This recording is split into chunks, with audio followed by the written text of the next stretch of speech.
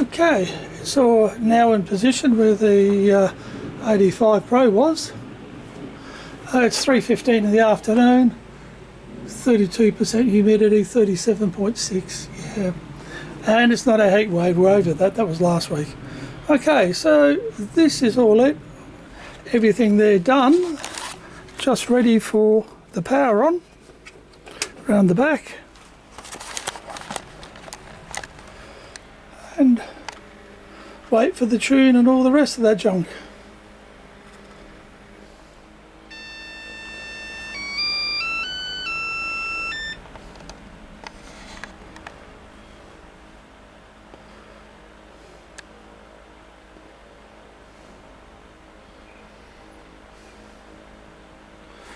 Okay, select English. Right, that's good. It tells you to make sure you remove the screws.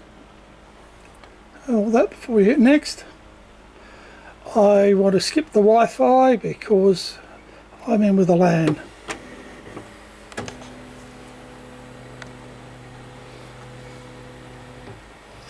Incidentally, that tube is a bit firm, but it goes in and then clips in. It's got a nice little thing. It will do the same as the other one, do the calibration and test.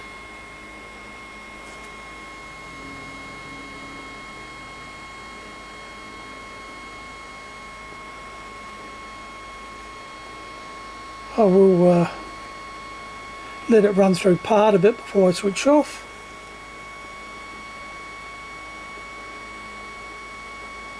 They do heat up quick, which is really good. So it says 6.5 minutes. Okay, that's the little poop shit we were talking about where it rattled the head over. So we're now doing the levelling.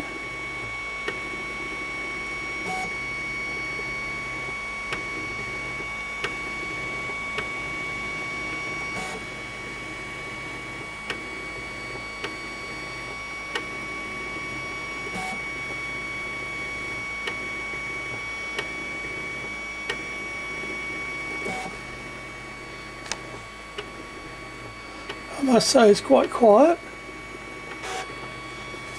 considering open frames can tend to be noisier, and I'm used to closed frames, so and closed printers, so I'm pleasantly happy with the noise there.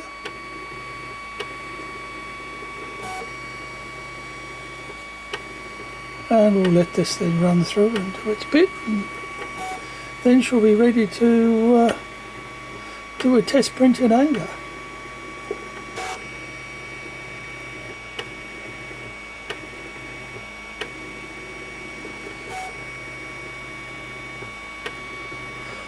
I must say I'm very impressed with how that packed up to travel.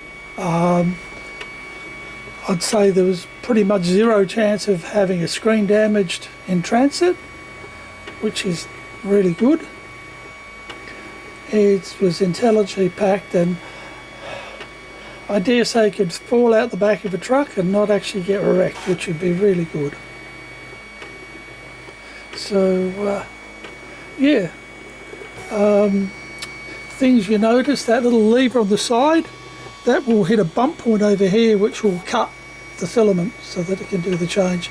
Much the same as bamboo, let's face it. They all copy each other and do different things, although this feed system is a lot simpler to work on than that bamboo. If I pulled that plate out there and you saw the mess that goes underneath there, you can understand why it just can't feed TPU, because there's too many bends in it. Okay, we're coming up on the end of the levelling and ready to do a vibration test.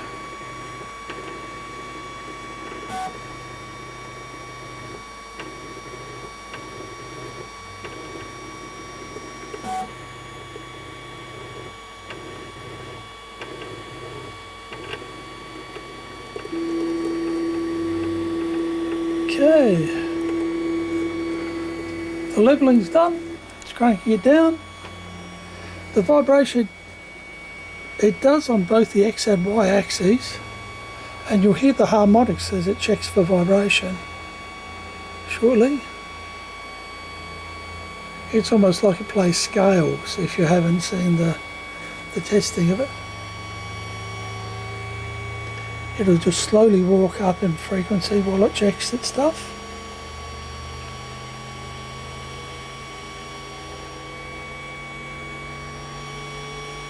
Here we go, I can hear it coming up.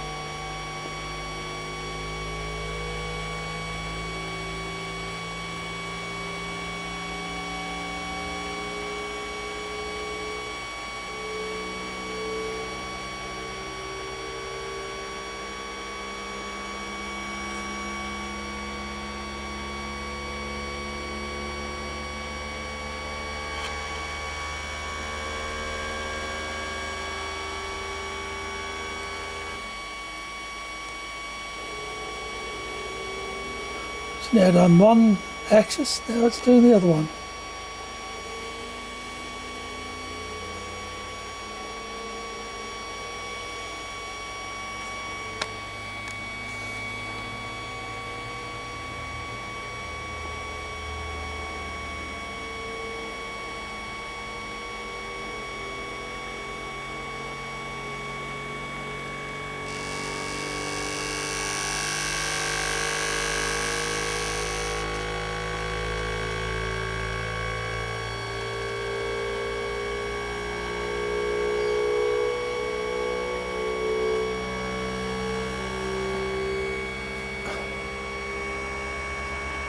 As you can see, it's pretty close to finished.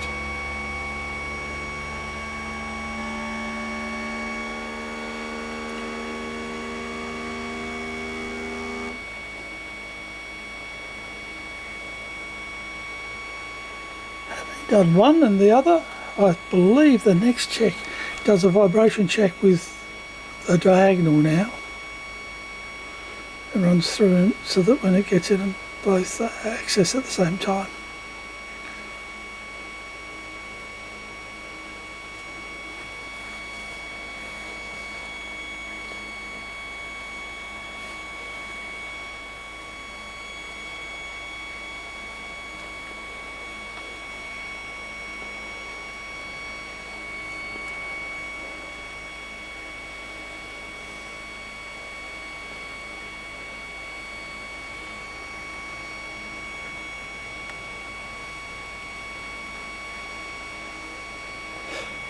So all in all, that's been under 45 minutes to not only unbox but video, stop, start, read manuals so that I'm sure of the next part and that. So I'd say without the distraction of wanting to video it, you're probably going to be easy under half an hour. Just remember to take the screws out, hook the cable clip into that so that it doesn't sag down, and that's it done. You now have select the slot and edit the filament. We're ready to go off and load stuff and play with it. So, but I'll do that as another video.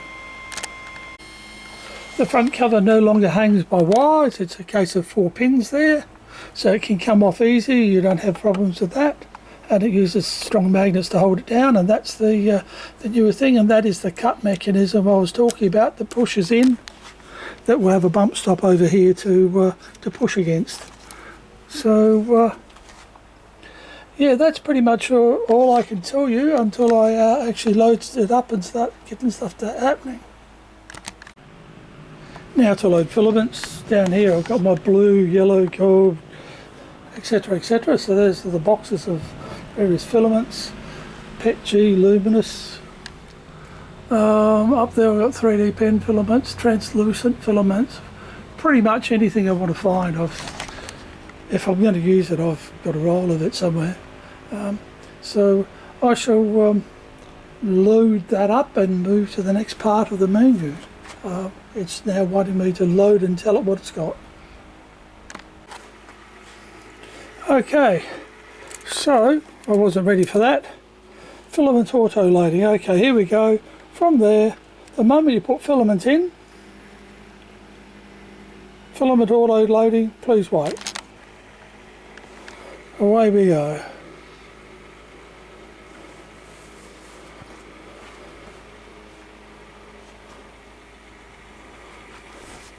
You can see the filament travelling down there at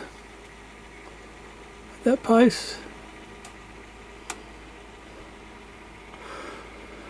This might probably look horrid, but what I'm doing is I'm just using some bright colours I've got. So this is a, shall we say, a bright green.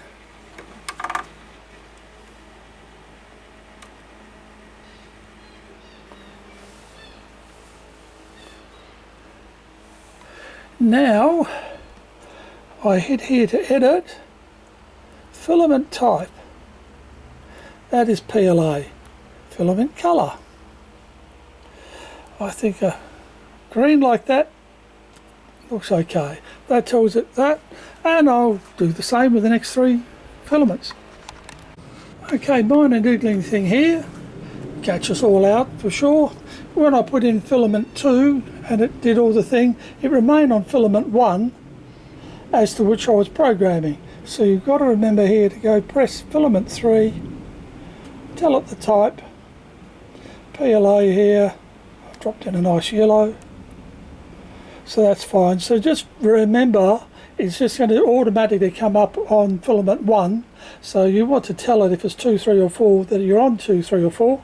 I like the fact that not only shows the filament there with the name on it, the PLA etc, but it also shows if it's empty or not. So that's some nice touches.